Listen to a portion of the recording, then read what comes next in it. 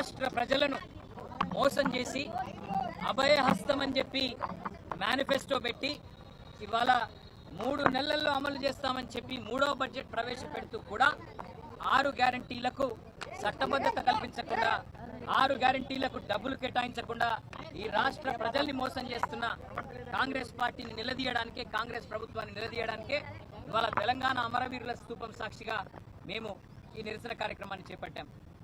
James బాండుల మాదిరిగా bond పేపర్లు రాసిచ్చారు కాంగ్రెస్ ఎమ్మెల్యేలు. గ్యారంటీ కార్డులు ఇచ్చి భద్రం చేసుకోమన్నారు.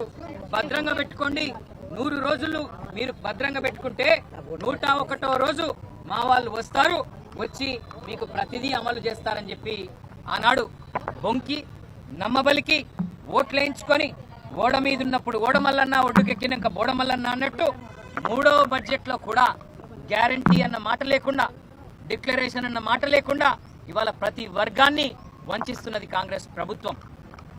బలహీన వర్గాలకు 1,00,000 కోట్ల బడ్జెట్ అన్నారు. ఇది 3వ బడ్జెట్.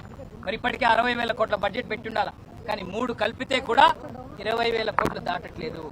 అందుకే ఈ రాష్ట్ర ప్రజల తరపున, ఈ రాష్ట్రంలోని 46 లక్షల మంది వృద్ధులు వితంతువుల తరపున 4,000 పెన్షన్ ఎప్పుడు ఇస్తారు అని బడ్జెట్లో ప్రభుత్వాన్ని అడుగుతాం.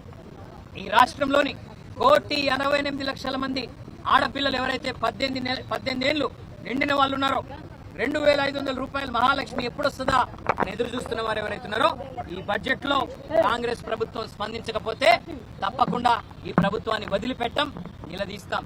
అట్లాగే మరి రాష్ట్ర వ్యాప్తంగా 5 లక్షల మంది దివ్యాంగులు 6,000 పెన్షన్ కోసం ఎదురు చూస్తున్న వారు, వారి తరపున ప్రభుత్వాన్ని నిలదీస్తాం.